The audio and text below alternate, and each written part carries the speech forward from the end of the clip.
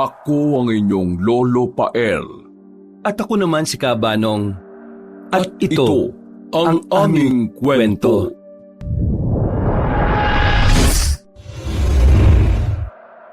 Ang baryo ng San Pablo ay isang lugar na tila ba nakalimutan ng panahon. Tahimik dito at may malalawak na palayan. Ang hangin ay sariwa at naglipa na ang mga niyog sa kung saan-saan. Napatingin sa mga ito ang bagong saltang 3 tao na nagpapanggap na isang pamilya. Tinawag nila ang sarili na pamilya Karimlan dahil sa meron silang madilim na lihim. Dumating sila sa nasabing baryo sakay ng tricycle. Yan na lang po, Manong. Sa may lumang bahay na kahoy. Napatingin ang nagmamaneho ng tricycle kay Romuel na mukhang 13 anyos lang pero ang totoo ay mas matanda pa siya sa inaasahan. Ito kasi ang nakamit niyang sumpa bilang isang duhang. Ang duhang ay isa sa mga pinakakakaibang uri ng lumang aswang. Kapag nagpapalit ng anyo ay malapaniki ang itsura, pero ang likuran ay katulad ng sa kamelyo na may 2 umbok. Ito ang dahilan kaya sila tinawag na duhang. Ang angka nila ay galing sa natural na aswang na isinumpa ng isang babaylan nung unang panahon. Ginagamit ng mga duhang ang 2 umbok sa kanilang likuran para itago roon ang kanilang biktima. Pero meron kasi yung maliit pero parang elastikong butas na kayang magpasok ng isang tao. Kapag naiwan sa likuran nila ang biktima nang bumalik sila sa pagiging normal na tao, magmumukha silang buntis kahit pa na lalaki. Ang dalawa niya namang kasamang magkapatid na si Leia ay babaeng 30 anyos at Salong, lalaking 35 anyos. Parehong aswang din na nagpapanggap ng mga magulang ni Romuel. Mga natural na aswang lang sila na sabik sa sariwang karne at dugo ng tao. Mga sunod-sunuran lang sa utos ni Romuel. Huwag po kayong mag-alala, Manong. Diyan po talaga kami titira. Di ba po, Nay? Tay? Oo. Diyan mo na lang kami sa gilid, di ba ba? Napakibit na lang ng balikat ang tricycle driver saka huminto sa isang gilid. Pagbaba nila ay nagbayad kagad si Leia ng 50 pesos. Pag-alis ng sasakyan ay sabay-sabay nilang pinagmasdan ang nasabing bahay. Kitang-kita sa mukha ni Romuel ang pagkadismaya. Sinamaan niya ng tingin ng 2 alagad. Kahit kailan talaga, ang papalpak niyong kumilos. Pinuno, saktong-sakto lang po kasi yan sa pera natin eh. Huwag po kayong mag-alala dahil napag-usapan naman namin ng kapatid ko na pagagandahin natin ang lugar na yan. Siguraduhin niyo lang, ha? Opo, Pinuno. Gagawin nating paraiso ang lumang bahay na yan. Sige, naniniwala na ako. Tara na sa loob, mga peke kong magulang, nanay at tatay. Katulad ng usapan nila, sa loob lang ng higit 2 linggo ay napaganda nga nila ang lumang bahay.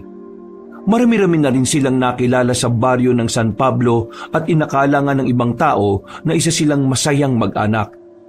Subalit, lingid sa mga tao ay dito na magsisimula ang kalbaryo sa kanilang lugar. Sumapit na ang pasukan.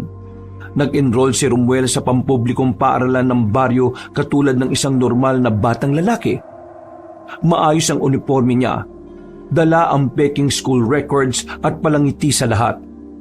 Dahil sa makinis niyang muka at balat, ay mabilis siyang naging sentro ng atensyon ng mga kaklase. Isa sa mga kaklase niya ay ang dalagitang si Ades, na 15 taong gulang na. Uy, bagong estudyante ka, di ba? Anong pangalan mo? Romuel, kayo po. Makapo ka naman. Hindi naman nagkakalayo ang edad natin eh. Ilang taon ka na ba? 15. Ikaw ba? 13. Mas matanda ka nga sa akin eh. Pero wag mo na akong puin. Siya nga pala, tawagin mo na lang akong Ades. Sige, at hindi na ako magpupo sa'yo.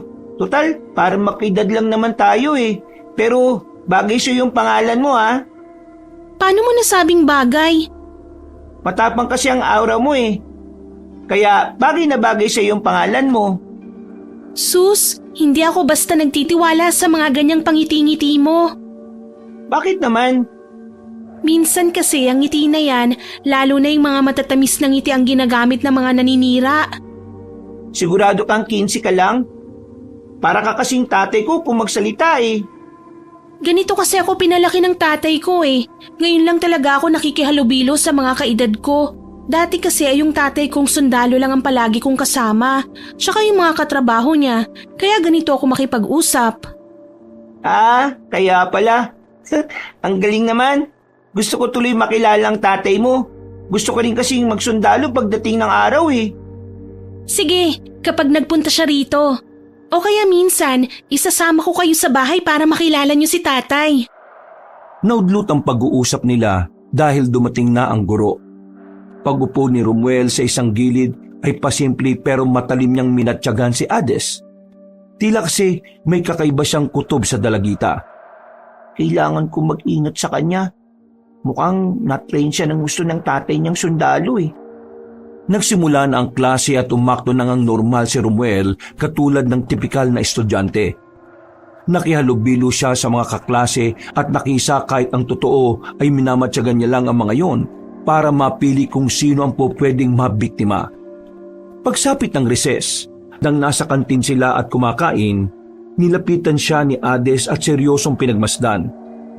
Sa unang pagkakataon ay nakaramdam ang duhang ng pagkailang sa isang tao. Napaisip na naman tuloy siya habang nakatingin pa rin sa kanya ang dalagita. Nakakainis naman to kung makatingin. Kung wala lang kami dito sa maraming tao, kanina ko pa to pinatay eh. Bakit parang bumubulong-bulong ka dyan ha, Romuel? Ha? Wala. Bakit ka nakatingin? May problema ba sa mukha ko?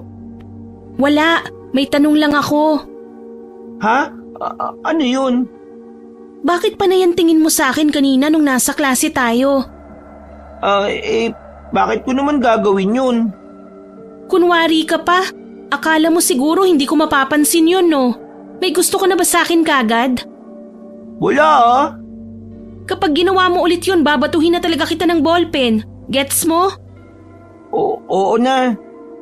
Ngumiti lang ang dalagita at nakipag-apiran sa kanya bago umalis.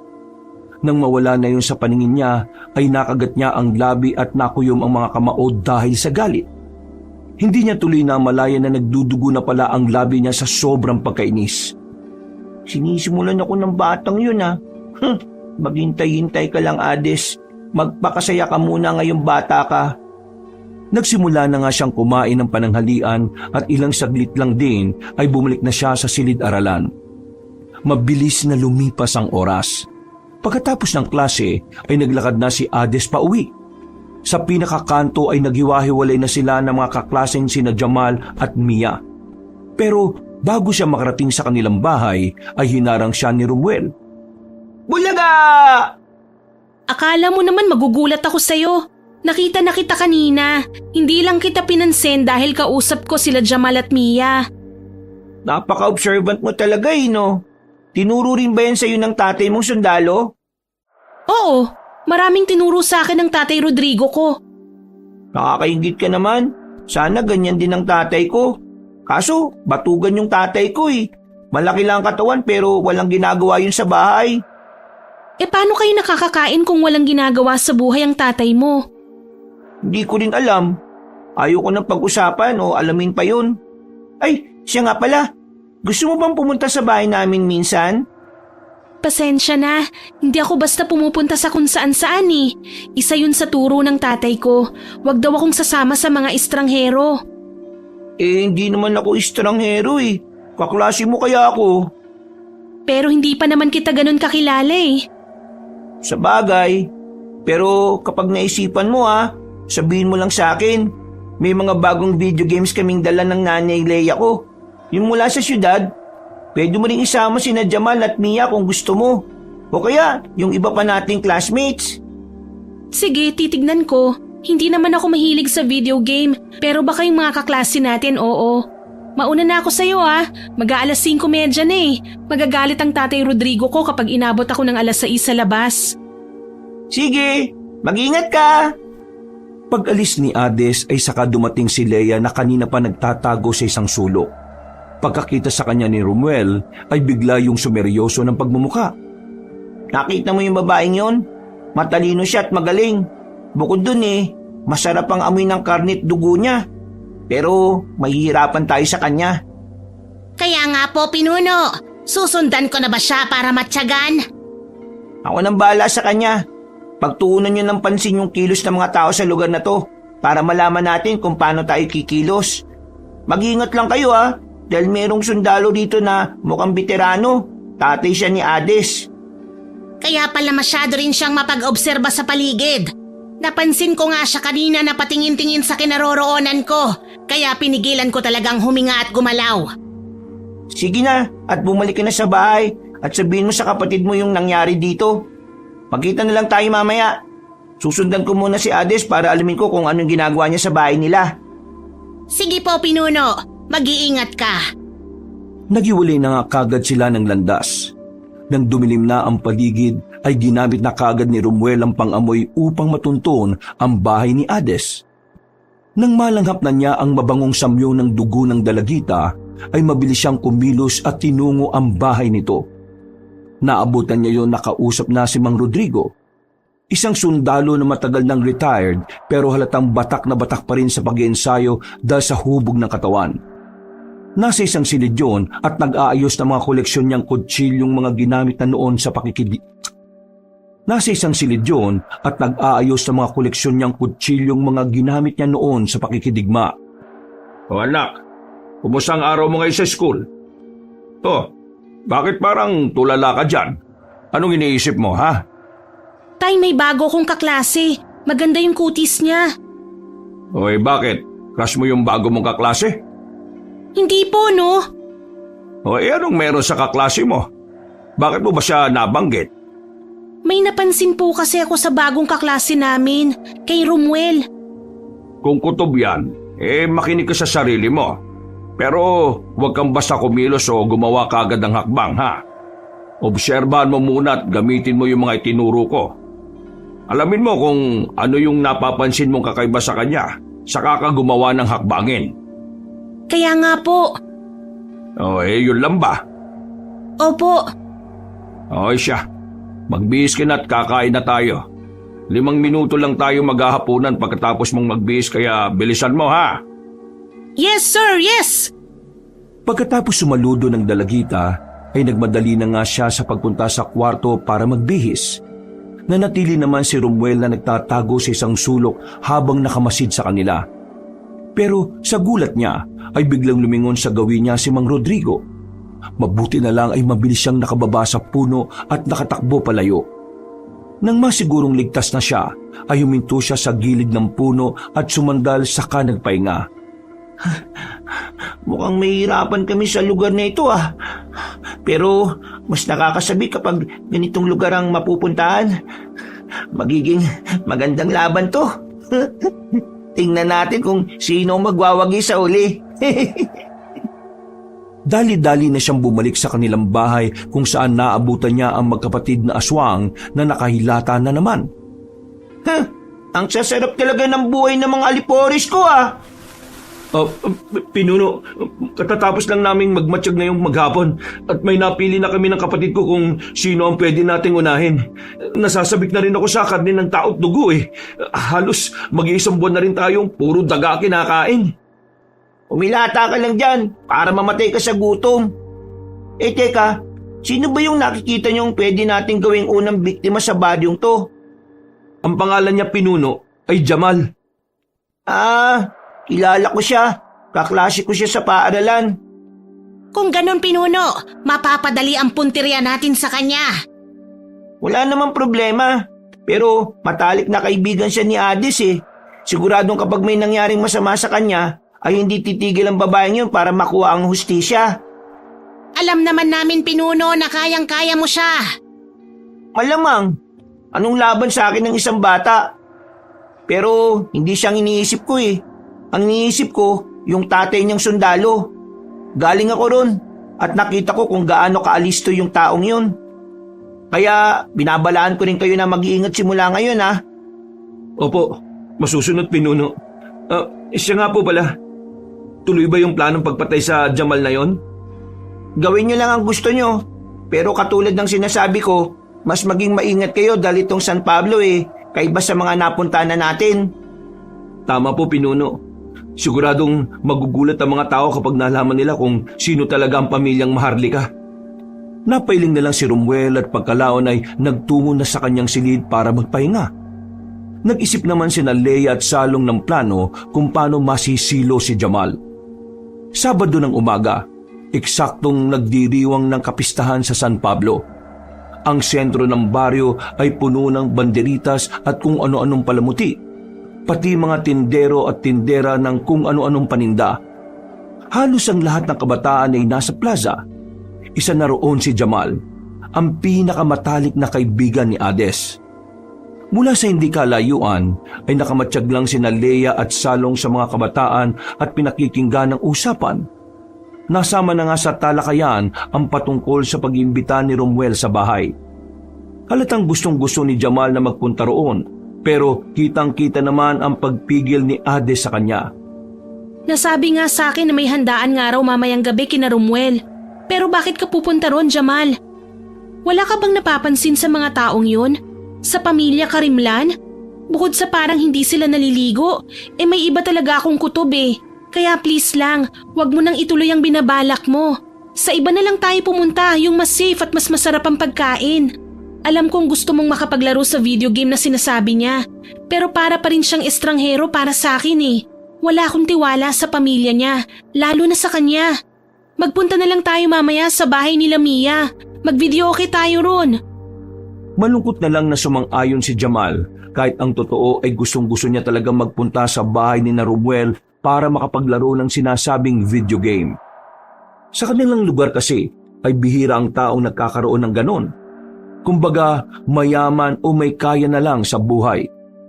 Naghiwalay muna ng landas ang magkaibigan para maligo samantalang nakaantabay pa rin si Romuel sa bawat kilos ni Ades. Sina Leia naman at Salong ang palihim na nagmamanman kay Jamal. Nang makumpirma nilang magpupunta sa bahay nila ang target ay umuwi na kagad silang tatlo at naghanda. Siniguro nilang magiging malinis ang una nilang gagawin na pambibiktima. Mabilis na lumipas ang oras. Palihim lang nagtungo si Jamal sa bahay ni Romuel at ayon pa sa kanya, wala siyang ibang pinagsabihan dahil alam niyang magagalit si Ades. Medyo may pagkasilahis kasi si Jamal. Kahit na lalaking-lalaki ang kanyang mukha, ay malambot naman siya kung kumilos. Ito ang dahilan kaya una siyang tinarget ng pamilya Karimlan. Pagpasok ng batang silahis, ay gumanap na nga silang tatlo bilang isang pamilya. Nay! Tay! Nandito na po yung bisita ko. Si Jamal po, yung kaklase ko. Siya po yung tinuturing kong best friend sa loob ng klase. Pasok, Jamal, anak. Maupo ka at ipaghahanda ko kayo ng masarap na pagkain. Buksan mo na muna yung video game, anak, Romuel. Opo, Nay. Ay, teka po. Nasaan po si tatay?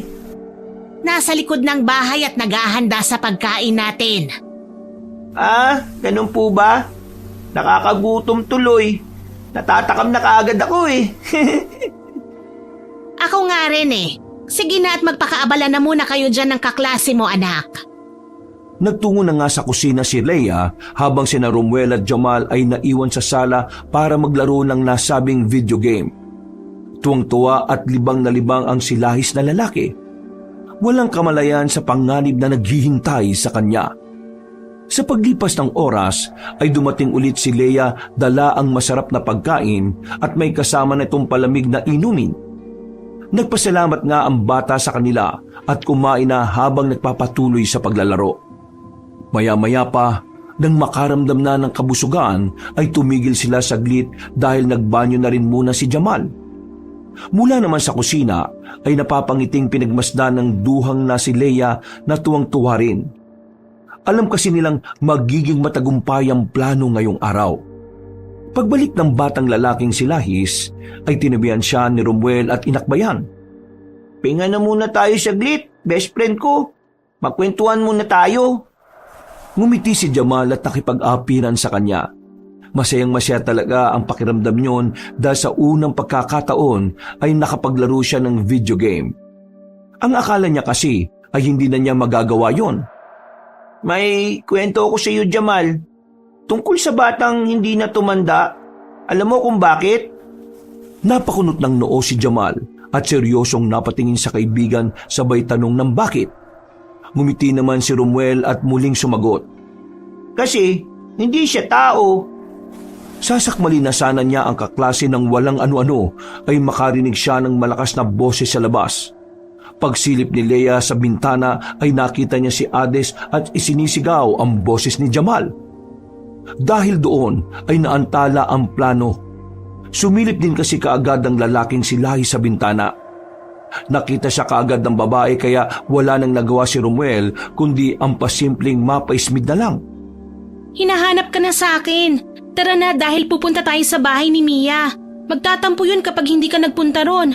Nakalaro ka na naman siguro ng video game kaya sapat na yon.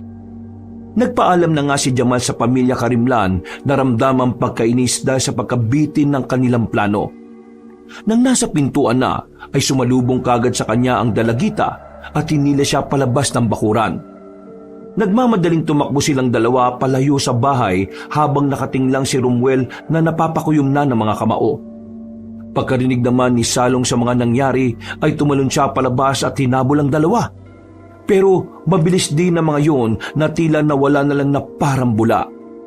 Pagbalik niya ay nagwawala na si Romuel na kitang-kita sa mukha ang galit. Pinuno, pasensya na dahil hindi ko sila nahabol.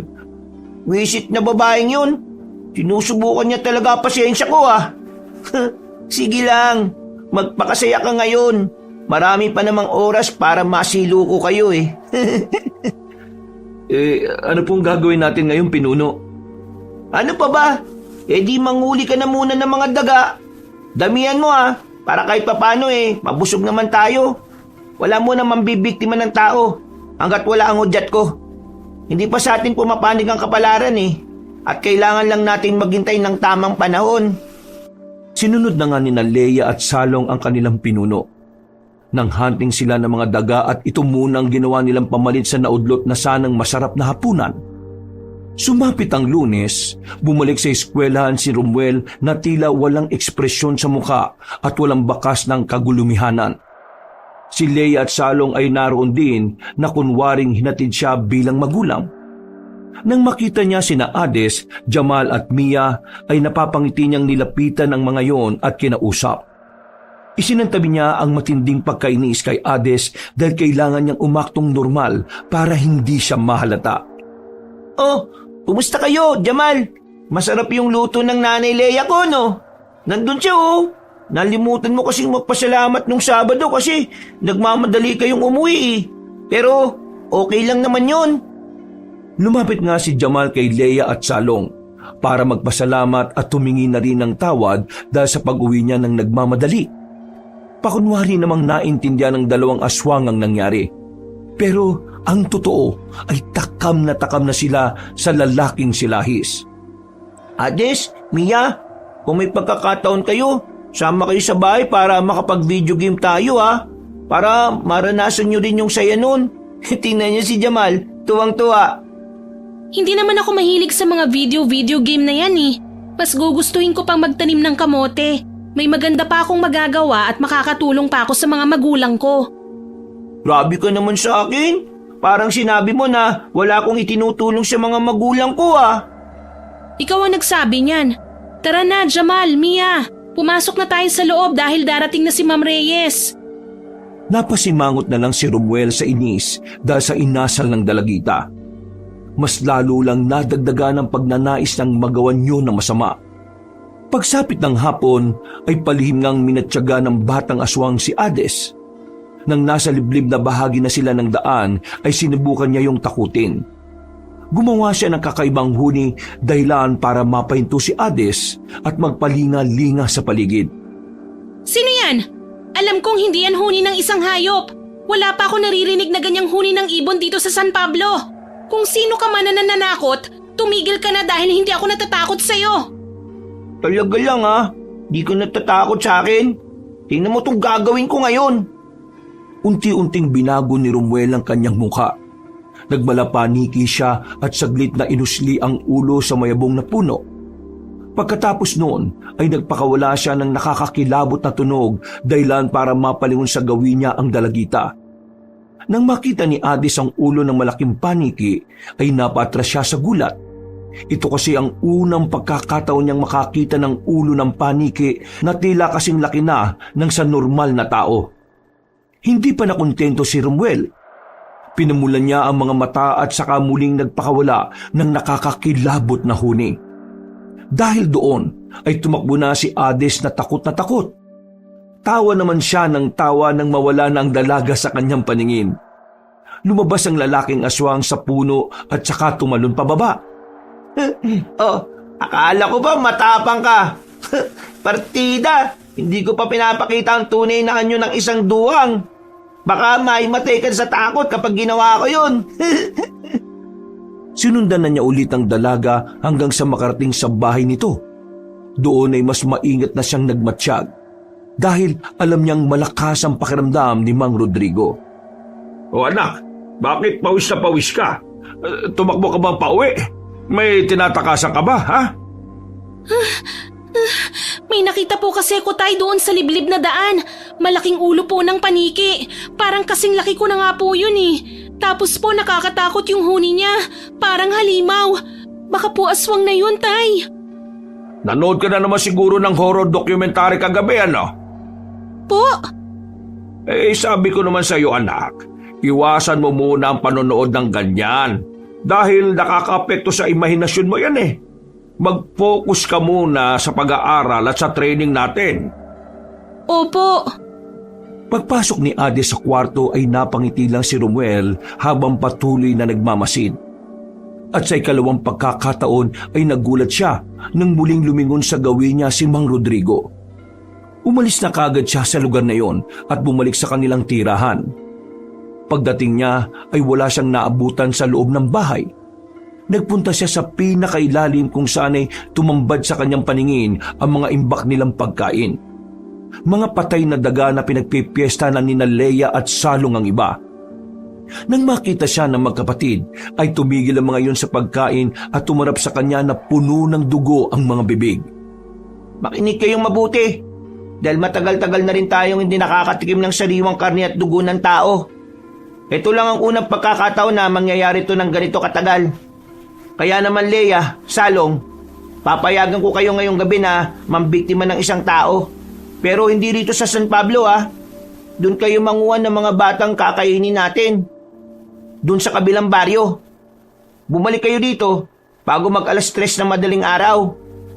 Kitang-kita ang tuwa sa mukha ng magkapatid na aswang. Napaismid naman si Romuel habang pinagmamasdan ng dalawa na parang mga tanga. Oh, bakit nakatanga pa kayo dito? Bilis na, kilos na!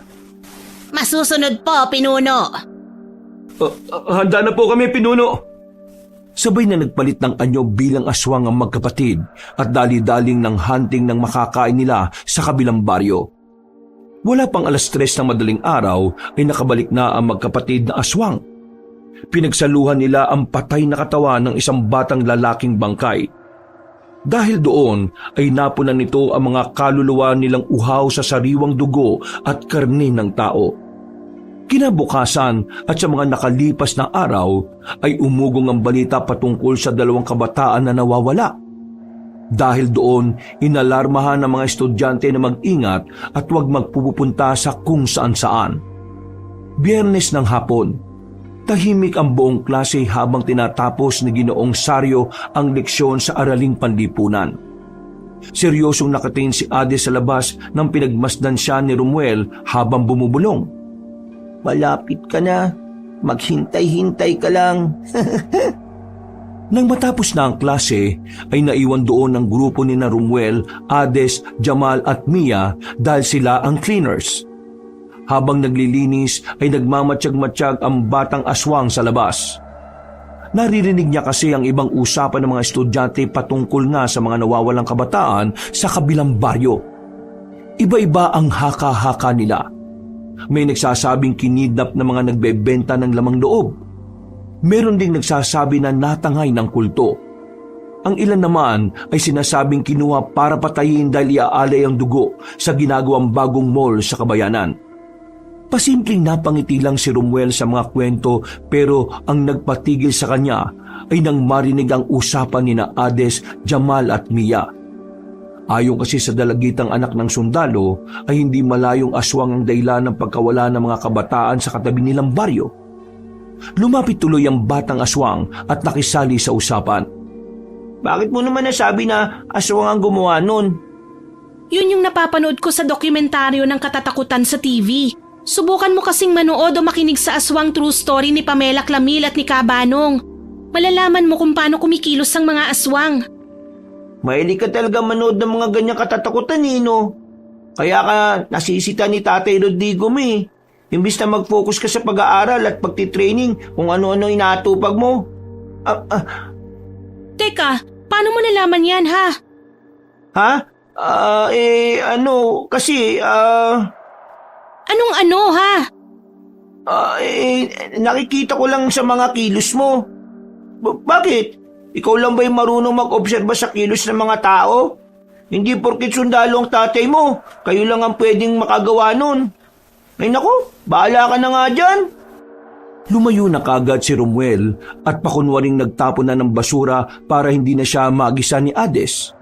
Alam niyang nagkamali siya matapos madula sa pananalita, kaya pilit niyang ikinalma ang sarili.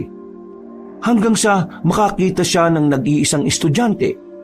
Hindi na siya nag-isip pa ng oras na yon. Sinakmal niya kagad ang kaawa-awang lalaki. Hanggang sa mawalan to ng buhay. Iniwan niya ang bangkay nito sa basurahan at tinabunan na lang. Pagkatapos noon ay dumiretso na siya ng pag-uwi. Kinabukasan ay nabulabog ang buong eskwelahan dahil sa bangkay ng estudyanteng biktima kagabi ni Romuel. Kinilala yung si Jeric, isang first-year student. Dahil sa nangyari ay pansamantalang nagsara ang paaralan. Isang linggo yun bilang paggalang na rin sa namatay. Nagkaroon din kasi ng masusing investigasyon ang mga alagad ng batas. Pinuno, kayo po ba yung gumawa na sa estudyante? Di ba, pinagbabawalan nyo kaming gumawa ng ganong bagay? Tapos, kayo naman po palang susuway. Aray! Leia naman ang babatok eh. Huwag mong husgahan kaagad ang pinuno. Siguradong may nangyari kaya niya nagawa yon. Pinuno, nabuko ba kayo ng estudyanteng yon kaya niyo siya pinatay? Manahimik na nga muna kayong dalawa. Dito lang kayo at walang lalabas ha. Saan po kayo pupunta? Sa tingin mo, Leia, saan ako pupunta pag ganitong oras? Di ba kay Ades? Sorry po, pinuno. Inirapan lang ni Romuel ang mga tauhan at pagkatapos ay umalis na siya. Pagdating niya sa bahay ni Ades ay pumwesto kagad siya sa paboritong puno at doon nagmatsyag. Nang mapalingon siya sa kaliwa kung saan naroon ang silid ng dalagita, ay nakita niya nga itong tila abala sa pagsusulat. Para makita kung ano yon, ay pinatalas niya ang mga tingin at tumutok ng maigi sa sinusulat ni Ades. Mga palatandaan ng pagiging aswang. Hindi na niya natuloy ang pagbabasa dahil mula sa kanyang bahagi ay meron siyang naaninag na isang bagay. Nang lingunin niya yon ay nagulat na siya dahil may malaking bato na papunta sa kinaroroonan niya. Pagtingin pa niya sa hindi kalayuan ay nakita niya na si Tatay Rodrigo pala ang may gawa nun. Madali niyang iniwasan ng bato at nakapagkubli sa mayabong na puno pero nanatili pa rin ang Ginoo sa tapat nito. Kung sino ka mang damuho ka, lumabas ka dyan! Magpakilala ka!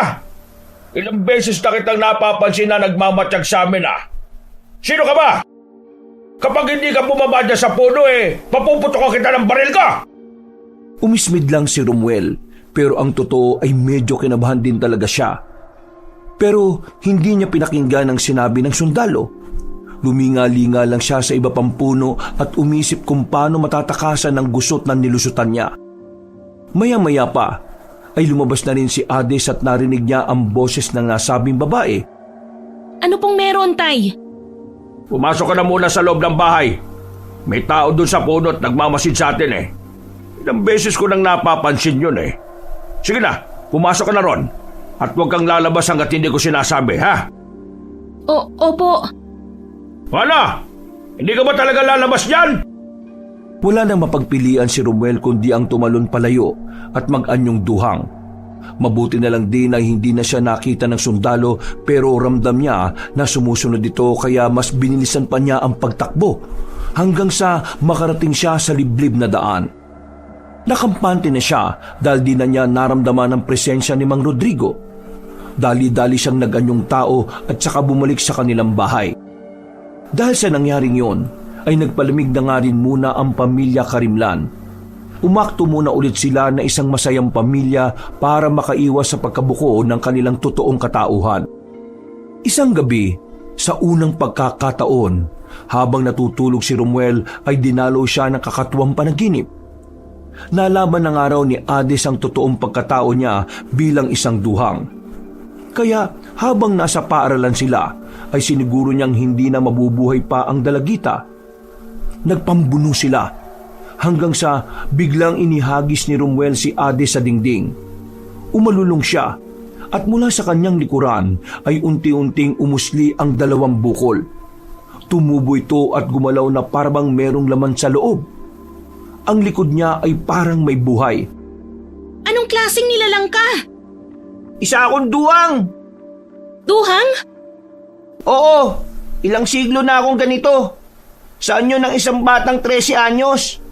Kaya kung inakala mo na mapapatay mo ako ng basta-basta, nagkakamali ka dahil marami na akong karanasan sa buhay kung paano makaligtas. Wala akong paki kahit sino ka pa. Papatayin kita! Hinugot ni Ades ang kutsilong binigay ng kanyang ama mula sa medyas. Tumalo naman si Romuel papunta sa dalaga, pero mabilis siyang nakaiwas. Tumama ang duhang sa mesa at nagkabasag-basag ang mga gamit. Dahil doon ay narinig ng ibang estudyante ang ingay kaya pumasok sila sa silid. Na-corner nila ang duhang at sabay-sabay na sinabuyan ng gasolina at inapuyan. Napahiyaw si Romuel sa sobrang pagkabigla kaya napabalikwas siya ng bangon. Sa unang pagkakataon sa tanang buhay niya ay doon lang siya nakaramdam ng takot bilang isang aswang. Anong nangyari, Pinuno? Bakit po kayo sumigaw? Hindi na niya nasagot ang dalawang alagad dahil tumayo siya at uminom ng tubig. Pagkatapos noon ay lumabas siya ng bahay bilang isang sinaunang aswang na duhang at nambiktima na naman sa ibang baryo. Inilagay niya sa umbok na likod ang batang biktima at dinala pa uwi kung saan pinalantak niya kina Leia at Salong na tuwang-tuwa dahil sa kanyang pasalubong. Pinuno, wag po kayong magagalit sa tanong ko, ha? Ano po ba yung napanaginipan nyo kanina? Napansin ko po kasi na parang namumutla kayo pagkagising nyo. Anong namumutla, ha? Sinasabi mo bang natatakot ako? Ang pinuno mo na isang maalamat na aswang na kung tawagin ay duwang? Eh, hindi naman po sa ganon. Patawad po. Pero ano nga po ang napanaginipan niyo, Pinuno? Si Ades, sa panaginip ko, naglaban kami. Tapos, na-corner ako at sinunog nila ako ng buhay. Naku, ganun ba, Pinuno? Masamang pangitain po yan. Kaya dapat talaga tapusin na natin ang babaeng yon. Tama po ang kapatid ko, Pinuno. Wala na tayong dapat aksayahing oras. Malamang pinakita sa iyo ng panaginip kung ano ang posibleng mangyari kapag hinayaan natin siya ngayong mabuhay. Tama po si Salong, Pinuno. Doon dati sa pinanggalingan naming nayon, bago ka namin makilala, merong babaylan na nagsabi sa akin na kapag ang panaginip o bangungot ay para mong nararamdaman na totoo, ibig sabihin ay totoong mangyayari yon. Pinuno, nung sinusulog ka po ba sa panaginip nyo, naramdaman nyo yung mainit na pagkapaso ng apoy? Oo, ramdam na ramdam ko na para akong nilulukob ng kumukulong apoy ng impyerno. Sobrang sakit nun at sobrang hirap. Ang ibig sabihin lang po nun ay totoong mangyayari yun sa inyo, Pinuno. Ibig sabihin ba, mapapatay ako ng isang batang babae lang? Hindi ko po sinasabi ang ganon, pero wag niyo pong isawalang bahala ang pangitaing panaginip ninyo, Pinuno. Kapag hindi natin naagapan yan, mangyayari po talaga yan. Ano ngayon ang suwisyon niyo magkapatid sa akin? Dapat, gawan na natin ang paraan para mapatay ang babaeng si Ades. Wala na po tayong dapat aksaying oras, Pinuno. Katulad ng sinabi nyo kanina, hindi pwedeng mapatay lang kayo ng isang batang babae. Kahit ako, hindi ko po matatanggap yun eh. Tama po si Salong, Pinuno. Sabihan niyo lang po kami at kikilos kagad kami ng kapatid ko. Kukunin namin ang babaeng yun at mahihirapan kung yun po ang nais ninyo. Hindi ang katulad lang niya ang tatapos sa aming pinuno dahil nasaksihan naming magkapatid ang bangis ng isang duhang. Hindi kayo pwedeng mamatay sa kamay ng isang walang kwentang tao. Maraming salamat sa mga sinabi nyo. Pero hindi ako naniniwala sa ganyang pangitain eh. Tama kayo, Leia at Salong. Hindi ako mamamatay sa kamay ng isang hamak na batang babae na wala namang karanasan sa pakikipagsagupas sa mga katulad natin. Kung papayagan ko yung mangyari, magiging kayaya ako sa angka namin. Hindi ako nabuhay ng matagal para lang paslangin ng isang paslit. Ako si Romuel, ang isa sa sinaunang lahi ng mga duwang, at ipapakita ko sa baryo ng San Pablo ang aking bagsik. Dahil sa sinabing niyang yun, ay tila nabuhayan na naman ang dalawang magkapatid na aswang. Leia, Salong, mga tapat kong alagad, maganda kayo dahil nalalapit na ang paghahasik natin ng matindi sa baryong ito. Sinisiguro ko na walang makakaligtas sa gagawin ko at lahat ay babaluti ng matinding takot. Umalulong ang magkapatid habang nagpapalit ng anyo bilang aswang. Umalingaw-ngaw yon sa buong baryo dahilan para magkahula ng mga aso sa iba't ibang panig ng lugar. Ilang araw na pinagplanuhan ni na Romuel, Leia at Salong ang gagawin hanggang sa dumating na nga ang tamang oras. Sinamantala nilang walang kasama sa bahay si Hades dahil kailangang umalis ni Mang Rodrigo. Sumapit ang hating gabi sa buong baryo. Walang katao-tao sa kalsada at kahit ang mga kuliglig ay tila nananahimik. Sa ilalim ng madilim na ulap ay marahang lumapag ang pamilya Karimlan sa palibot ng bakuran. Handa na ba kayo? Opo, Pinuno. Handang-handa na, Pinuno. At tulad na napag-usapan natin maghintay na lang kayo dito sa kakawayan at ako nang bahala sa babaeng yun. Ano mang makikita niyong papalapit sa lugar na to? Kung sa tingin niyo hadlang tapusin niyo na kagad. Pagkatango ng dalawa ay dali-daling lumundag si Romuel papunta sa bubungan at gumapang sa kisame para makapasok sa loob ng bahay. Kung tutuusin, ay kaya naman niyang salakayin kaagad ang dalaga, pero mas pinili niyang tila sorpresahin ito at takutin pa muna. Pero hindi niya inakala na siya pala ang masosorpresa. Lingid sa kanyang kaalaman ay naghihintay lang ang dalagita at tila nabasa na ang ganitong pagkakataon. Simula kasi nung gabi na nagmatsyag si Romuel at nabuko ni Mang Rodrigo ay mas lalo nitong pinalakas ang seguridad ng kanilang bahay. Pagdating sa kusina ay kaagad pinagana ng batang aswang ang malakas niyang pangamoy. Doon niya mas nakumpirma na nag-iisa nga lang talaga si Hades. Wala siyang kasama. Sino ang siraulong tatay na iiwanan ng anak na babae sa bahay gayong alam na nilang may mga pagkawala ng mga kabataan na nangyayari? Masyadong malaki ang tiwala ng sundalong yun sa anak niya. Pero hindi nila ako maiisa, dahil isa akong sinaunang aswang na duwang. Marahan na siyang naglakad papunta sa kwarto ng dalagita at nang nasa harapan na siya nito ay lumanghap siya ulit. Naamoy niya ang sariwang karne at dugo noon kaya nakaramdam siya ng pagkatakam. Wala na siyang inaksayang oras. Malakas siyang sinipa ang pinto na kaagad na nabuwal. Nang papasok na siya ay ganun na lang ang kanyang pagkagulat dahil may mabilis na palasong bumulusok palapit sa kanya. Nakaiwas si Ruel pero tumama na sa braso niya ang nasabing patibong. Isa itong patalim na yari sa pinagsamang kahoy at bakal. May kasama ring pinigaang bawang sa pinakatalim. Naramdaman kagad ng batang aswang ang epekto ng patalim kaya dali-dali niyang hinigit at binali saka itinapon sa lupa. Naisahan ako ng hayop na yun Napaangil siya na narinig nila Leia at Salong na nasa bakuran. Subalit hindi naman nila masaklolohan ng kanilang pinuno dahil meron silang hindi maaasahang kasagupa. Ang tatay ni Hades na si Mang Rodrigo at ang kapwa nito retiradong sundalo na si Mang Etredud. Nasaan kang ginayupak ang babae ka? Mabilis na nagpalit ng anyo si Romuel bilang isang duhang. Maputlang balat na tila balat ng paniki. May dalawang umbok sa likuran na parang sa kamelyo pero may butasyon na tila humihinga. Matutulis sa mga ngipin na mas lalong nagpahalimaw sa kanyang dating. Mula sa likuran sa labas ng silid ay sumulpot si Hades at sinipa ang duhang na dumaus-us papasok sa loob ng kwarto. Pagkatapos noon ay merong kinalabit ang batang babae na matigas na tali sa isang silid. Dahil doon ay magkakasunod na bumulusok ang mga palaso na nasa loob ng kwarto kung saan naroon ng aswang.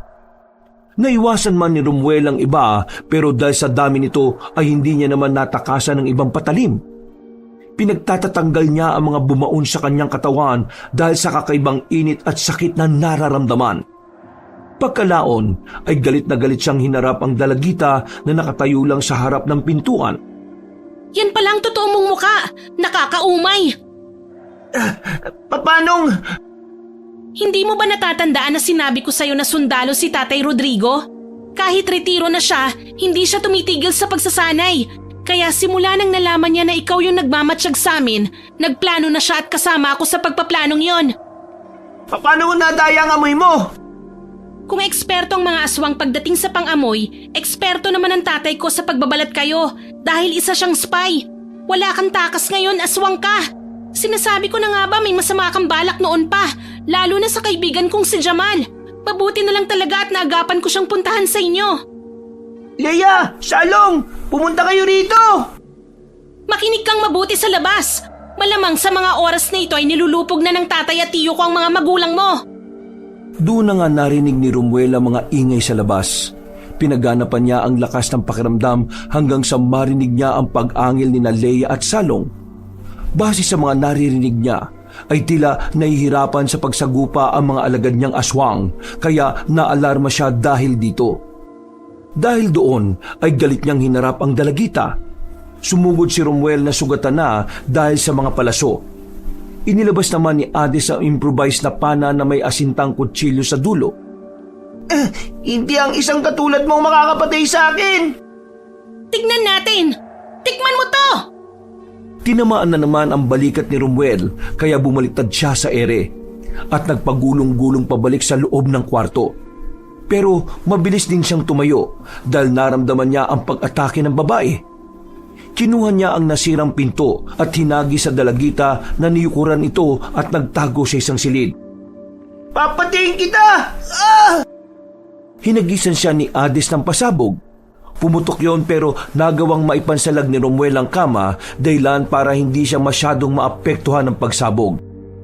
Ilang saglit pa nga ay nabuwal ang bubungan at mula roon ay sumulpot sina Leia at Salong na nasa anyo na ngang pagiging aswang. Sugatan din ang mga yon katulad ni Romuel. Pero nagulat ang magkapatid nang makita nilang maraming tama ang kanilang pinuno. Pinuno, umalis na po tayo rito! Isa tong patibong! Tatlong makakasunod na putok ng barilang tumama kay Salong.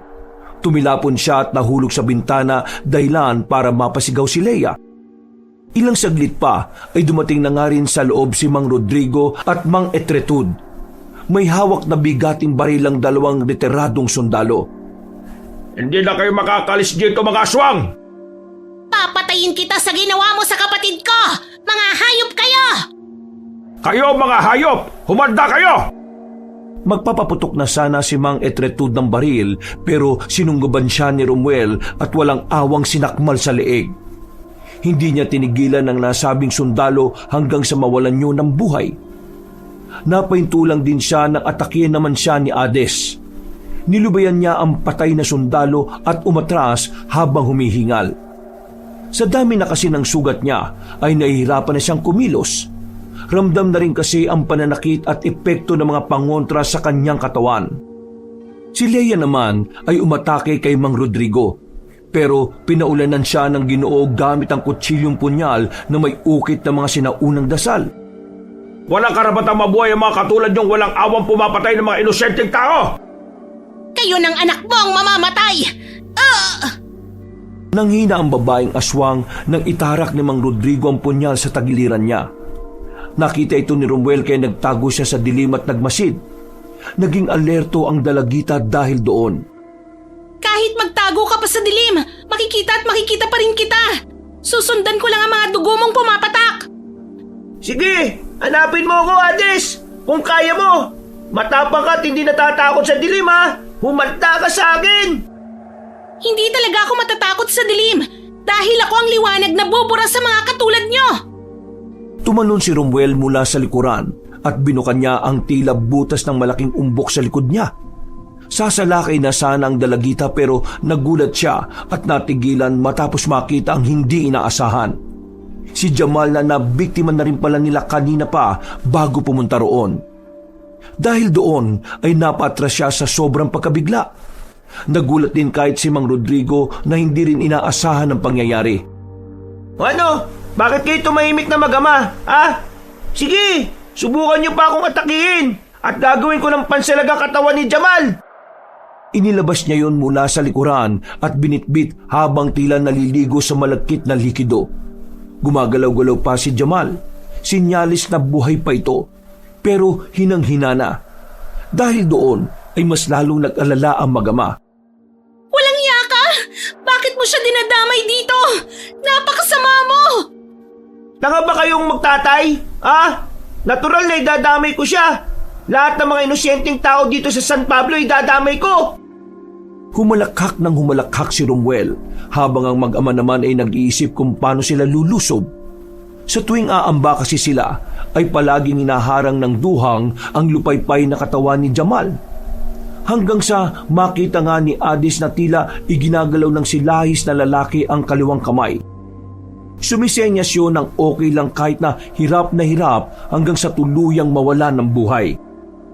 Dahil doon ay di na nagdalawang isip pa si Ades. Kumuha siya ng sulo at sinugod si Romuel, pero hindi yun tumama.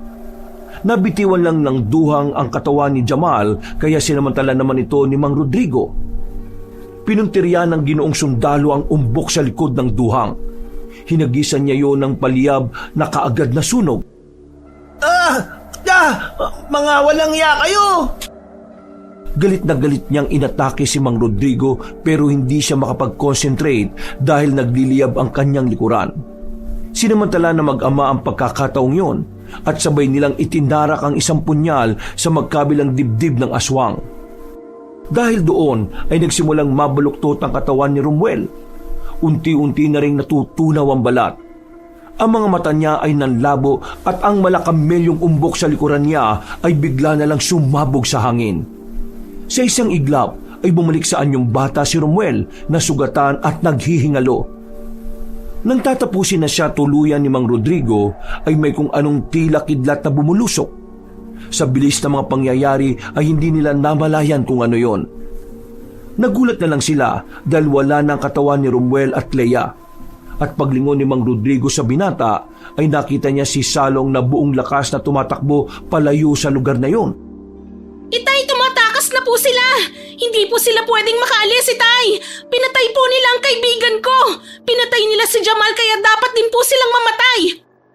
Sinentro pa ni Adis ang natitira niyang palaso pero pinigilan na siya ng kanyang ama. Hindi na rin siya nagpumilit sa huli dahil alam niyang masasayang lang din ang gagawin niyang yon. Sigurado akong hindi na mabubuhay ang duhang na yon. Napayak na lang si Ades na kaagad nilapitan ng kaibigan na wala ng buhay. Makalipas ang ilang minuto ay dumating ang iilang mga tao kabilang na ang mga opisyal ng baryo. Dinala si Jamal sa pagamutan sa pag-asa ni Ades na maisasalba pa ang kaibigan. Mabilis na kumalat ang masamang balita na yon sa buong baryo, lalo na ang tungkol sa pamilya Karimlan na mga aswang pala. Dahil sa pangyayaring yon ay gumuho ang paniniwala ng mga mamamayan na payapa ang San Pablo. Labis na nalungkot si Ades dahil sa sinapit ng matalik niyang kaibigan. Pakiramdam niya ay nabigo siya na may pagtanggol ang mga mahal niya sa buhay. Mabuti na lang ay pinalakas ni Mang Rodrigo ang loob ng anak para magpatuloy. Anak, Ades, hindi mo kailangan magmukmuk at malungkot dahil hindi mo kasalanan ang nangyari kay Jamal. Ang lahat dito sa baryo ay biktima ng pamilya Karimlan. Niloko nila tayong lahat eh. Pero ikaw, malinaw na ginawa mong mas ligtas ang lugar na ito. Pero hindi ko pa rin po nailigtas ang kaibigan ko, Itay. Hindi lang naman si Jamal ang tao dito sa baryo. Nandyan si Bia at ang iba pa. Marami ka pang matutulungan. Hindi pa tapos ang laban kaya ayusin mo ang sarili mo at magpalakas ka, anak. Salamat po, Tay. Yumakap ang dalagita sa kanyang ama at doon ay mas lalo siyang umiyak hanggang sa tuluyang gumaan ang kanyang pakiramdam. 3 linggo makalipas ang bangungot dahil sa pag-atake ng duhang ay bumalik sa dating ayos ang Barrio San Pablo. Naging tahimik ulit pero ang katahimikang bumabalot ay hindi bunga na kapayapaan, kundi takot. At isang milagro nga na may tuturing ang nangyari dahil nakaligtas si Jamal sa bingit ng kamatayan. Pero matinding bangungot pa rin para sa lalaking si Lahis ang nangyari. Sa tuwing kukumustahin kasi siya ni Ades, ay palagi niya lang sinasabi na naririnig niya pa rin gabi-gabi ang boses ni Romuel. Lalo na ang malademonyo nitong halaka. Sinabi lang ng dalagita na hindi na babalik ang nilalang na yon kahit ang totoo ay wala pa rin silang kasiguraduhan sa bagay na yon. Nanatili na lamang din kasing tahimik ang mag-ama pagkatapos ang engkwentrong yon. Nang sinabi kasi nila sa punong baryong si Ginoong Roberto ang tungkol sa nangyari, ay tinawanan lang sila. Karamihan sa mga taga-baryo ay hindi naniniwala sa duhang at iba pang aswang. Pag-uwi ni Ades ay nadatnan niyang nagbubuklat ng lumang aklat si Tatay Rodrigo. Meron kasi silang lumang aklat at ayon sa Ginoo ay ginagamit daw yun ng mga ninuno nila noon. Bago kasi magsundalo ay nag-aral ng medisina ng halos lahat ng kanilang kanununuan. Pero kakaibang pamamaraan ng medisina ang kanilang ginagawa. Nang makita ng dalaga ang nasabing libro ay kinuha niya ito at ipinakita sa ama. Tay, ano po ito? Isa sa librong pamana ng ninuno ko yan. Mga kwento ng mga sinaunang aswang, mga nilalang ng dilim at mga babaylan. Bakit po meron tayo nito? Hindi ko rin alam, anak. Nakita mo naman na ngayon lang ako pumasok dito sa aklatan sa tagal ng panahon. Pero ang tanda ko nga, manggagamot o nag-aaral ng kakaibang medisina o panggagamot ang lolo ko. At naalala kong may nabanggit noon na duhang dyan sa libro. Kaya hinanap ko yan. Ano pong nabasa niyo, Itay? Ayon dyan sa aklat, ang mga duhang ay hindi natural na aswang. Sabi nga po, di ba ni Romuel ay mga sinaunang aswang sila? Hindi lang yun, anak. Ang duhang ay isa ring sumpa Kanino po galing? sa isang babaylan. Babaylan? Sa ninuno po ninyo? Hindi ko rin alam Pero ayon sa librong yan, ay 1,000 taon na ang nakalipas. Ang mga duhang ay dati mga tao na nagtaksil sa tribo. Kinulam sila para hindi mamatay sa oras pero naging alipin naman sila ng sariling gutom. Talaga po? Oo, anak. Ang sabi diyan, sa paanan ng isang bundok sa timog Katagalugan ay may tribo ng mga manggagamot na pinamumunuan ng isang matandang babaylan. Isang araw may 3 magkakapatid ang nagtungo roon na nagtangkang kunin yung batong anito, ang sagradong bato ng kapangyarihan. Ano naman po yung batong anito na yon na sinasabing sagradong bato ng kapangyarihan? Hindi nilagay dyan sa libro pero mukhang mahalaga siya at banal sa panahon na yan. Sinabi kasi nung matandang babaylan na masama ang ginawa ng 3 magkakapatid dahil binuksan nila ang isang lagusan. Hindi rin tinukoy dyan kung anong lagusan, anak. Kaya wag mo na rin itanong. Ano pa pong nangyari, Itay? Hindi nga nakinig ang 3 batang yon. At nang masira nila ang selyo, nilamon sila ng kadiliman at isinumpa. Nagkaroon sila ng pakpak, balat ng paniki, at mga umbok sa likod kung saan nagiging sisidlan ng kanilang mga biktima. Mula noon silang 3 nagpalipat-lipat na ng anyo, pangalan at lugar para makaligtas sa kaparusahan. Sila si Pumuel, Kumuel at Rumuel. Romuel? Kung gano'n ay matagal nang nabubuhay ang taong yun? Oo, anak. Yun ay dahil sa sumpa. Pero nung araw ding yun pinuksa sila ng mga babaylan. Pero nakatakas nga si Rumuel at nabuhay siya hanggang sa... Hanggang sa ngayon? Huwag ka na mabahala, anak. Dahil pinatay na natin sila. Nakita mo naman kung paano natin sila pinuksa 1 buwan ang nakalilipas. Ayoko pong makampante, Itay. Lalo na't hindi natin nakita na talagang napuksa sila. Ano ang palagi kong sinasabi sa iyo, Ades? Kung kutob yan, makinig ka sa sarili mo. Pero huwag kang basta kumilos o gumawa kagad ng hakbang. Obserbahan mo muna at gamitin mo ang mga itinuro ko. Alamin mo kung ano yung napapansin mong kakaiba at saka ka gumawa ng hakbangin. Naiintindihan ko po, Itay. Oh, huwag ka nang matakot dahil kung sakaling buhay sila kapag sumalakay sila ulit, ay sisiguraduhin na nating mamamatay sila. Nakikita mo to? Ano po yan? Nandyan mismo sa libro at ayon mismo sa nakasulat dyan, ang agimat na butong may inukit na araw at mata na to ay isang mabisang pangontra. Ito ang tinatawag na mga sinaunang babaylan na huling selyo na tinatawag ding bakas ng araw. Habang patuloy na nag-uusap ang mag-ama, 500 metro ang layo ay merong nakamasid sa kanila. Si Romuel kasama si Salong. Simula nang gumaling sila ay palagi na palang nagmamasid ang dalawa sa bawat kilos ng mga taga-baryo ng San Pablo, lalo na sa mag-amang Rodrigo at Ades. Pero kumpara noon ay hindi nakaaya-aya ang dating ng kanilang mga itsura. Kitang-kita ang sunog na balat ni Romuel habang si Salong naman ay kita rin ng ilang peklat sa katawan. Hindi naman pinalad na mabuhay si Leia dahil isa lang siyang normal na aswang na napuruhan sa pangontra ng kalaban. Pinuno, narinig mo po ang usapan nila. Ano na pong plano natin? Nagkataon lang din ba to? Dahil nasa kanila ang isa sa matagal mo nang hinahanap na selyo para wasakin. Nasa kanila pala yung bakas ng araw eh. Mas lalo akong nagkaroon ng dahilan para patayin yung mag-amang yan. Kapag nakuha ko yung selyo ng bakas na araw, tudurugin ko yun ng pinong-pino at babalik ako sa Lagusan para bumalik yung nawalang anyo sa akin. Pero mapanganib po ang gagawin nyo, lalo na hindi pa pulido ang kagalingan natin pareho. Hindi ako naging pinuno para magpakaduwag, no? Ngayon ay sinisiguro ka ng magtatagumpay tayo, lalo na't lagi natin silang minamatsagan. Wala silang kamalay-malay na nasa paligid lang tayo, nagmamasid at naghihintay. Ngayon, Salong, hindi kita pipigilan kung gusto mo akong iwan. Umalis ka na at huwag ka na magpapakita sa akin. Dahil kapag nag-cruise ang landas natin, hindi ako mangingiming patayin ka. Pinuno naman, huwag mong sabihin yan dahil sasamahan ko po kayo hanggang dulo, hanggang kamatayan. Kung ganun, maganda ka na sa huling pagsalakay natin. Pero, Pinuno, sigurado na po ba talaga tayong dalawa lang ang susugod? Salong, nasa katawan lang ako ng bata, pero hindi ako bata ako mag-isip. Sa palagay mo, ganun ba ako katanga para sumalakay ng ganito ang lagay natin? Magmadali ka na at may pupuntaan tayo. Umalis na nga kagad sila sa lugar na yon at nagpunta sila sa hilagang gubat kung tawagin noon ni Romuel.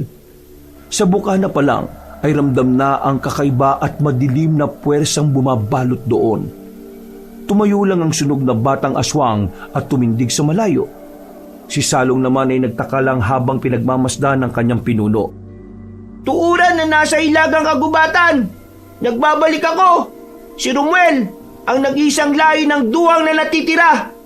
Natatandaan niyo pa ba kung paano ko kayo sinagip sa mga taong tumutugi sa inyo noon? Nangako kayo sa akin noon na sa oras na mangailangan ako ng tulong, maasahan ko kayo. Ngayon na ang oras na yun! Umihip ang hangin pahilaga at sa isang iglap sa katahimikan ng gabi ay unti-unting may nagpakita sa dilim. Isang uri ng aswang na kung tawagin ay tuuran. Ang mga tuuran ay kalimitang makikita sa mga kabundukan. Tinawag silang tuuran dahil sa tuwing sila ay nagpapalit ng anyo bilang aswang ay parang makapal na puno ang kanilang balat.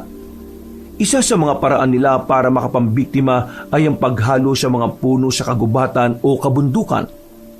Nagpapanggap din silang puno at sa tamang oras ay sumasalakay sila. Grupo sila kung magtrabaho at bihira silang makitang magsulo sa paghahanap ng mabibiktima. Meron silang espesyal na laway na parang dagta na kapag napahiran ka, ilang segundo lang ay mapaparalisa ka na. Nagulat si Salong nang makita ang grupo ng tuuran. Sa totoo lang kasi ay takot siya sa mga ito dahil likas na mabangis ang mga aswang na yon at hindi nakikipagtulungan sa ibang lahi. Nagbalik ka nga, Romuel. Ikaw na nga marahil ang tinutukoy ni Pinonong Bolono noon.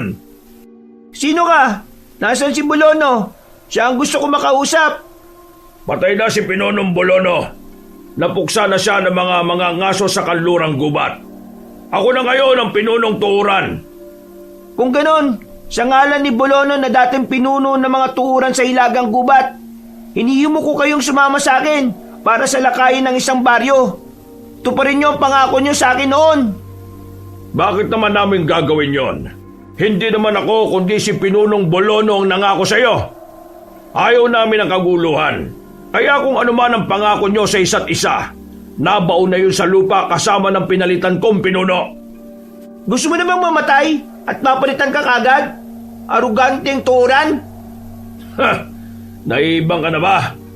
Sa itsura mong yan, halata namang nanghihina ka na at galing sa matinding labanan. Sa palagay mo, maninila! Nagulat ang lahat ng tuuran sa kanilang nasaksihan. Putulang ka ng kamay ng pinunong tuuran matapos yung baliin ni Romuel. At habang nagsusumigaw sa sakit ang hambog na aswang, ay hinagis niya ang naputol na kamay sa harap nilang lahat. Makinig kayong mabuti mga tuuran sa Hilagang Kagubatan. Ang sino mang sasama sa akin sa pagsalakay ay sigurado makakatikim ng gantimpala at kapangyarihan kapag nakuha ko ng selyo ng bakas ng araw. Kapag nabuksan ko ng lagusan, pagkakalooban ko kayo ng kapangyarihang ninanais ninyo. Pero kung magmamatigas kayo, katulad ng pinuno niyong hambog, hindi kami magdadalawang isip ng tapat kong alagad na ubusin kayong lahat hanggang sa mawala ng matira sa lahi ninyo.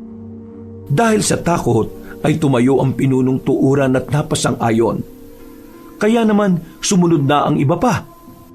Napangiti si Romuel pati si Salong ay nakipagkasundo na sila ulit sa pamamagitan ng palitan ng dugo ng aswang.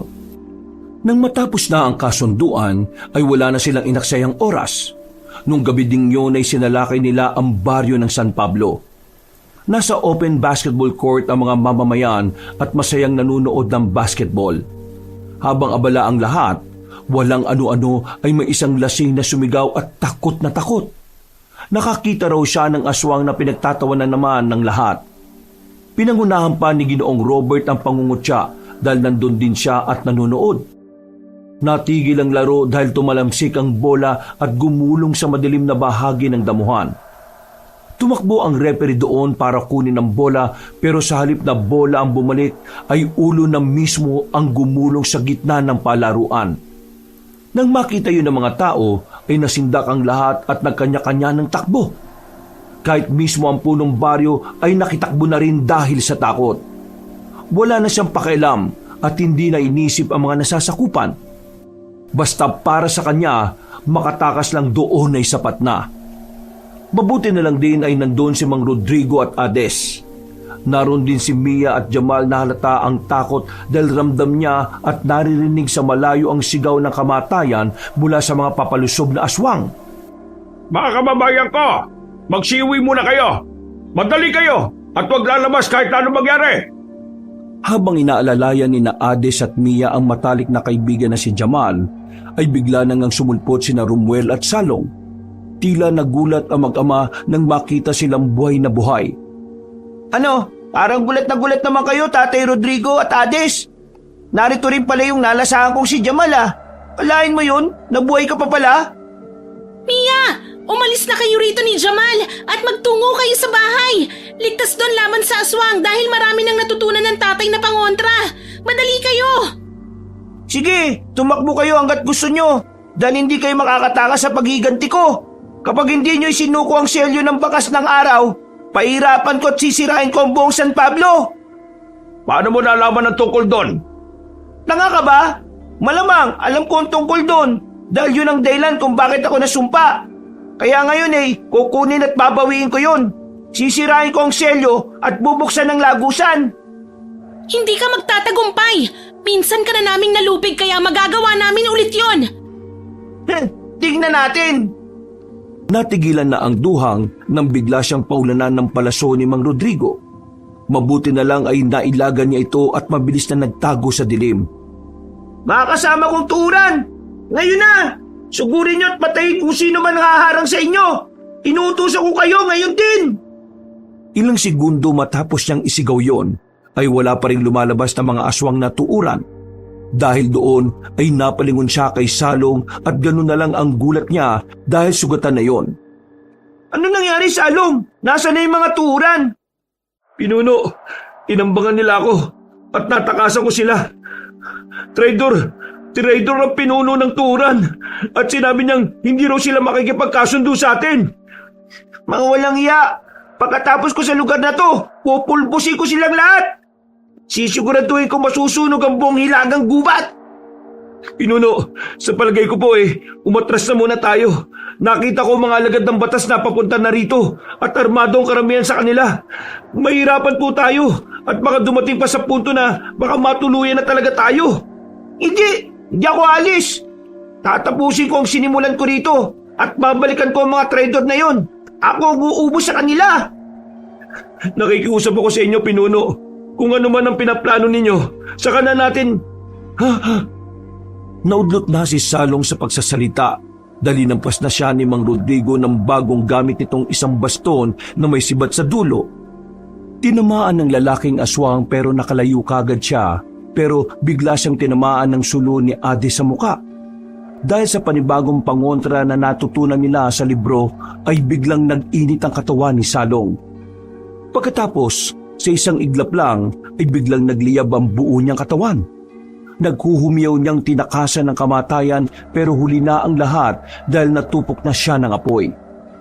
Patay siyang humandusay sa sahig habang si Romuel naman ay tila gulat na gulat at galit na galit sa mga nangyayari. Hindi pa nakontento si Mang Rodrigo dahil nilapitan pa niya ang aswang na nasusunog at pinaputukan ng baril sa ulo. Mga walang iya kayo! Papatay ko kayo lahat! Papatay ko kayo! Wala ka nakakampi ngayon, Romuel. Kaya kung ako sa'yo, susuko na ako. Manahimik ka!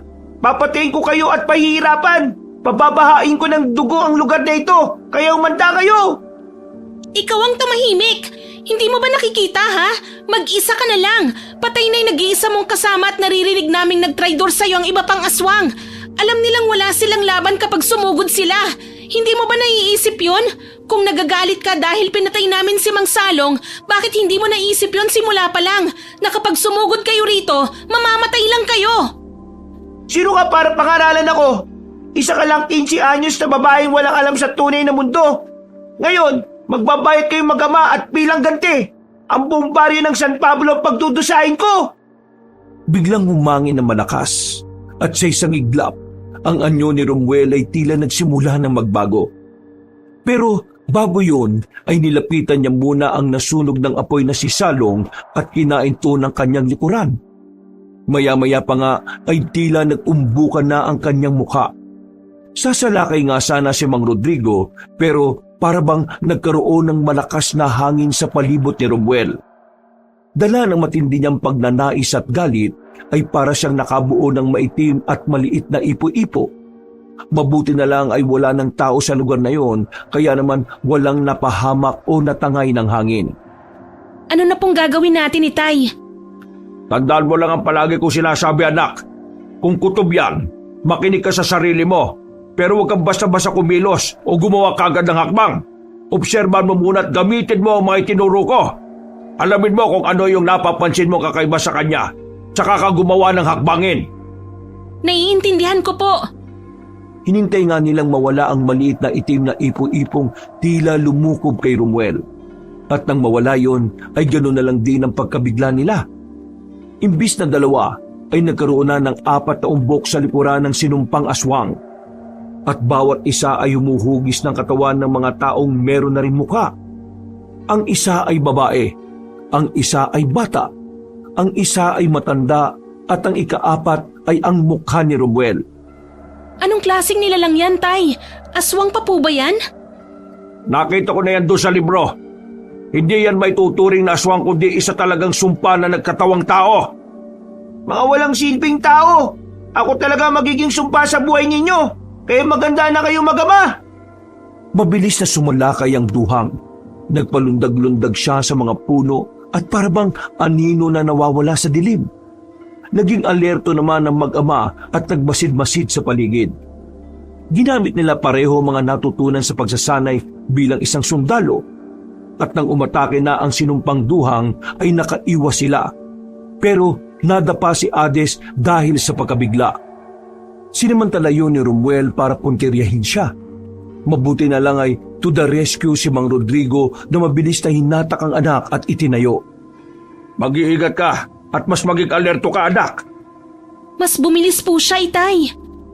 Oo nga, naramdaman ko nga ang kakaiba niyang bilang kaysa sa nung una. Kaya kailangan din nating ibahin ang pamamaraan natin. Mag-iisip ako ng plano at ikaw naman mag-obserba lang ng husto sa paligid mo dahil nawawala-wala siya sa dilim. Opo. Sige lang, gamitin nyo na ang lahat ng alas nyo dahil hindi nyo matatakasan ng sinasabi nyong sumpa. Ganito kabilis ang sumpang papatay sa inyong mag-ama, kaya kumaway na kayo kay kamatayan. Lulunuri ko kayong mag-ama sa likuran ko bago ko kayo tuluyang kainin. Ang dami mong sinasabi! Etong sayong hayop ka! Muling pinaulan ni Hades ang kanyang palaso, pero dahil sa bilis ng sinumpang duhan ay naiwasan lang ang lahat ng yon. Huminto si Romuel sa mismong ibabaw ng basketball ring at malakas na humalakhak bago tila lumusong sa dilim at nagtago. Umalingaw-ngaw ang malademonyo niyang tawa na tila narinig sa buong baryo. Dahil doon ay natakot ang buong mga taga San Pablo at nagsimula sa kani-kanilang panalangin. Nakaramdam ng kakaiba ang mag-ama dahil tila mas lalong dumilim ang paligid. Nawala ang kaninang buwan at mga bituin sa langit na siyang nagbibigay liwanag sa gabi. Maging ang mga ilaw sa basketball court ay biglang nag-andap-andap. Patuloy na umalingaw-ngaw ang nakasisindak na halakhak ng sinumpang duwang hanggang sa muling bumoses si Romuel mula sa kadiliman. Ngayong gabi na to, matitikman niyo ang pagsik ng pagiganti ng sinumpang duwang. Kapag nakuha ko ang selyo ng bakas na araw, umanta kayong lahat dahil bubuksan ko ang lagusan. Walang iya ka! Napasigaw siyang lumabas sa kadiliman matapos salakayin ng pinunong tuuran. Magkakasunod na pagtusok kasi ang ginawa ng nasabing aswang sa kanyang likuran. Duguan siyang nagpatalon-talon sa puno at saka dumistansya sa lahat. Nagulat naman sina Mang Rodrigo at Hades sa kanilang nasaksihan. Ito ang unang pagkakataon na makakita ng ganong klase ng aswang ng dalagita. Ano pong aswang yan, Tay? Hindi rin ako sigurado pero nakita ko na rin niya sa lumang libro. Isa yata yang ako ang pinuno ng mga tuuran sa Hilagang Gubat. Hindi magpapasako po susunod kanino man. Magbabayad ka sa ginawa mo sa kaliwa kong kamay, Romuel. Traitor kang hayop ka! Ginawa ko naman ang sinabi mo. Sumunod kami sa iyo rito sa San Pablo. Pero hindi na namin obligasyon na makisama sa kabaliwan mo. Nandito ako para gantihan ka. Puputulin ko rin ang kamay mo at ilalagay ko sa Hilagang Gubat bilang tanda na nakabawi ako sa iyo. Sa ganung paraan, babalik ang tiwala sa akin ng mga nasasakubang ko. Walang iya ka talagang ambog ka. Dapat sa iyo mamatay. Ikaw ang dapat mamatay. Kayo ang dapat mamatay! Mga aswang kayo! Lumayas kayo sa baryo namin! Sabay silang nagpaula ng palaso ng kanyang ama. Maraming beses at walang tigil kaya sabay ding umiwas ang pinunong tuuran at ang sinumpang duha. Nang makahanap ng tiyempo si Romuel ay sumalisi siya sa traidor na aswang at saka yung binundol. Sinubukang itukod ng pinunong tuuran ng malatuod niyang kamay pero magkakasunod siyang natamaan ng palaso ni Hades. Dahil doon ay nagliyab ang katawan niya. Kaya siya bahagyang umatras at nagsisigaw sa sakit. At para hindi na gumapang ang pag-apoy ay wala siyang pagpipilian kundi putulin ng isa pang kamay. Nawala na nga ng magkabilang braso ang pinunong tuuran kaya pinagtawanan siya ng husto ni Romuel. Anak, ilabas mo lang ang gibat. Opo, Itay! Walang pag-aalinlangan nang inilabas ni Hades ang pinakatatagong alas. Huminto naman si Romuel ang tagtago sa dilim para pagmasdan kung paano yun gamitin. At nang hawak na ng dalaga ang selyo ng bakas na araw, ay nilundagan niya ang pinunong tuuran na naghuhumiyak pa rin sa sakit na nararamdaman. Itinarak niya sa noon nito ang nasabing pangontra. Umilaw yon at nasilaw ang lahat dahil sa tindi ng liwanag. hanggang sa isang nakabibinging sigaw ng kadidiman ang umalingaw-ngaw na sinundan ng pagsabog. Pagmulat ng mga mata ay wala na sa pwesto ang pinunong tuuran dahil naging abo na ito. Gulat na gulat ang mag-ama sa nakita nilang kapangyarihan ng nasabing agimat kaya agad tong dinampot ulit ni Mang Rodrigo. Nakita niya kasing parang nahilo at nanghinang anak matapos yung gamitin. Sinamantala naman ni Romuel ang pagkakataong yon habang abala ang mag-ama sa pagtulong sa isa't isa. Anak, magmadali ka. Umalis na tayo sa lugar na ito habang wala pang Romuel na yon. Nangihina ka na. Kailangan kitang gamutin sa bahay. Hindi ko kayo hayaang makalis dito ng buhay. Ibigay mo sa akin yung selyo ng bakas na araw. Huwag mo pong ibibigay, Itay. Pakiusap po. Ganito na lang, Rodrigo. Ibigay mo sa akin yan at hindi ko kayo papatayin. Aalis na ako sa lugar na ito at hindi naman gagambala pa.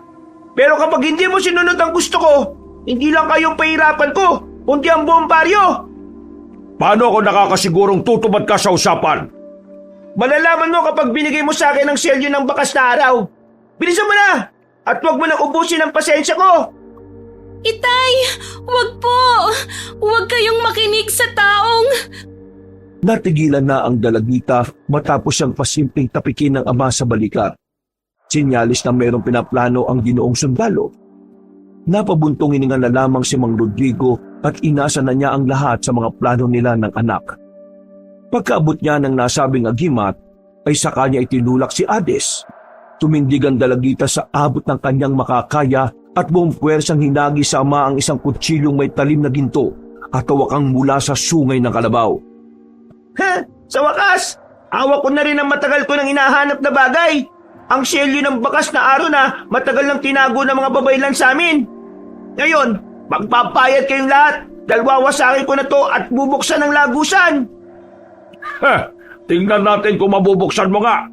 Oras na para magpaalam ka, sinumpang duhang! Itinarak ni Mang Rodrigo ang nasabing patalim pero naunahan siya ni Romuel. Nasaksak siya ng matalim na kuko sa tagiliran kaya nagulat si Hades sa nangyari. At habang humahalakak ang sinumpang duhang, ay walang inaksayang oras ang dalagita para hindi masayang ang ginawa nilang mag-ama. Kahit nangihina ay tinibayan niya ang kalooban hanggang sa tumalon siya. Umiwas ang duhang pero tumama ang gintong patalim sa isa sa mga umbok sa likod nito at nasunog yun na mabilis. Sumigaw si Romuel dahil sa sobrang sakit pero hindi niya pa rin binitiwan ang hawak na agimat. Sinimulan niya tong dasalan ng orasyon ng pagkasira. At habang ginagawa yon, ay tinatakasan niya si Hades na sumasalakay pa rin kahit nanghihina na. Hindi ka magtatagumpay! Kayo ang hindi magtatagumpay. Wawasakin ko ang selyo na ito at mabubuksan ko ang lagusan. Dahil hindi na kaya ng dalagita, kaya nadapa na siya at nabitiwan ng patalim. Natutuwa naman siyang pinagmasdan ni Romuel habang nagwiwika ng orasyon. Hindi ka magtatagumpay! Nakangisi lang ang sinumpang duhang na nanghihina na rin dahil sa nasusunog niyang mga umbok sa likuran. At nang matapos na ang kanyang orasyon ay may hindi inaasahang pangyayari na hindi niya inakala. Dumating si Jamal na may hawak na baril at pinaputukan siya sa mata. Doon ay nabitiwan ni Romuel ang selyo ng bakas na araw. Galit at nanghihina siyang nangapa sa lupa pero may sumunod pang putok ng baril na tumama naman sa kanyang balikat. Nagsusumigaw siya sa sakit habang nakatingin kay Jamal na natatakot habang nakatingin sa kanya. Bakit hindi kayo nauubos ng mga panira sa mga plano ko? Isa na namang putok ng baril ang pinakawala ni Jamal. Nakita yun ni Mang Rodrigo at Hades na nangihina na rin. Sinubukan nilang pigilan ng lalaking si Lais dahil delikado. Pero nahuli na sila dahil galit nang sumalakay si Romuel. At nang akala nilang mapapatay na si Jamal ng sinumpang duhang ay doon sila nagkamali. Nakarinig na lang sila ng sabay-sabay na pagpapaputok ng baril. Pagtingin nila ay nagdatingan na pala ang mga opisyal na pinatawag ng punong barangay na si Ginoong Robert. Naghuhumiyaw si Romuel sa galit pero wala na siyang lakas na lumaban. Samantala, dahan-dahang tumayo ang mag-ama at lumapit sa unti-unting nasusunog na aswang. Habang pinagmamasdan ni Romuel ang mga nakapalibot sa kanya, ay doon niya biglang naalala ang napanaginipan niya noon, na sinunog siya at pinatay sa pangunguna ni Hades. Ikaw yung nasa panaginip ko. Anong ibig mong sabihin? Ganito yung panaginip kong yun. Pinalilibutan ako ng mga tao habang unti-unting nasusunog. Nagkatotoo nga ang sabi ni Leia at Salong. Kung nakinig ka na lang sana sa kanila. Gusto ko lang naman makalaya at magkaroon ng payak na pamumuhay. Pero bakit ito'y pinagkaloob sa akin ng langit? Hindi na nila maintindihan kung ano ang sinasabi ni Romuel dahil unti-unti na pala itong nagbabalik tanaw sa nakalipas. Ang totoong dahilan nilang magkakapatid noon kaya sinuway nila ang pinagbabawal, may nakapagsabi sa kanila na kapag binuksan nila ang lagusan, anumang hiling nilang karangyaan ay mangyayari. Dahil sadlak sa kahirapan ng magkakapatid na Pumuel, Kumuel at Romuel, kaya nila nagawa yun at tumantong nga sila sa pagkasumpa. Matapos yung maalala ay nagkatitigan ng mata sa mata sina Romuel at Hades. At sing bilis ng kidlat ay parabang lumipat sa dalagita ang lahat ng nangyari sa nakalipas na buhay ng sinumpang duhang. Nagulat siya at natulala hanggang sa maramdaman na lang niya na pumapatak na ang kanyang luha. Habang tinutupok ng apoy si Romuel ay huling salita at bulong sa hangin ang ipinarating niya kay Hades. Nakita mo na ngayon ang buong katotohanan at ang mapait na kwento ng isang sinumpang duwang. Ngayon ay ikaw lang ang nakakalam ng kwentong to na babaunin mo marahil hanggang sa pagdating din ng oras mo. Paalam, Hades. Pagkatapos sa mga katagang yon, ay tuluyan nang nilamo ng apoy ang sinumpang duhang. Ayos ka lang ba, anak? Ayos lang po ako, Itay. Bakit ka umiiyak? Umiiyak po ako dahil natapos na tong lahat. Sigurado po akong tapos na to. Tama ka. Tapos na nga ang kalbaryong ito. Tuluyan ang ligtas ang Baryo San Pablo laban sa mga sinumpang duhang. Lumapit si Jamal at maigpit na niyakap si Hades. Dumating din ang isa pa nilang kaibigan na si Mia na nakiyakap na rin at nakiiyak. Pagkatapos ng pangyayaring yon, isang buwan ulit ang lumipas ay naging normal na ulit ang takbo ng buhay ng mga taga San Pablo. Malaki na ang naging respeto ni Ginoong Robert sa paniniwala sa mga aswang at iba pang kababalaghan. Pero ang nangyaring yon ay nanatiling sikreto at pinagbabawal ng mga nakasaksi ang pagbabalita ng katotohanan sa iba. Ang pinalabas lang ng punong baryo ay may isang mamamatay taong nangursunada na napatay din naman kaagad. Iiwasan kasi nilang bigyan ng hindi magandang imahe ang baryo ng San Pablo dahil maraming nadayo sa lugar na iyon lalo na tuwing piyesta. Samantala, lumipas pa ang mga araw. Dahil nababagabag pa rin si Hades sa nalaman niyang katotohanan tungkol sa buhay ni Romuel, kaya naman naisip niyang isulat ang kwento ng buhay nito at kung paano sila nagtuos. Sabi kasi ng Tatay Rodrigo niya, ay ganun raw ang ginagawa ng mga ninuno nila noon, kaya ginaya niya kahit mahirap. Nang mabasa to ng kanyang tatay ay nagulat at napaiyak din ang Ginoo sa katotohanan ng nalaman na ang magkakapatid na Pumuel, Kumuel at Romuel ay biktima lang din pala ng mapaglarong tadhana at panahon. At dahil doon ay isang desisyon ang napag-usapan nilang mag-ama. Mula sa likod ng kanilang bahay ay nagukay sila ng abot sa 6 na talampakan ng lalim at doon nila inilibing ang isang baul na naglalaman ng mga sikreto. Kasama na rin ang selyo ng bakas na araw. Sigurado ka na ba, anak? Ililibing mo rito ang lahat ng alaala na meron ka. Opo, hindi naman po maililibing ang alaala ko dahil baon ko ito hanggang kabilang buhay.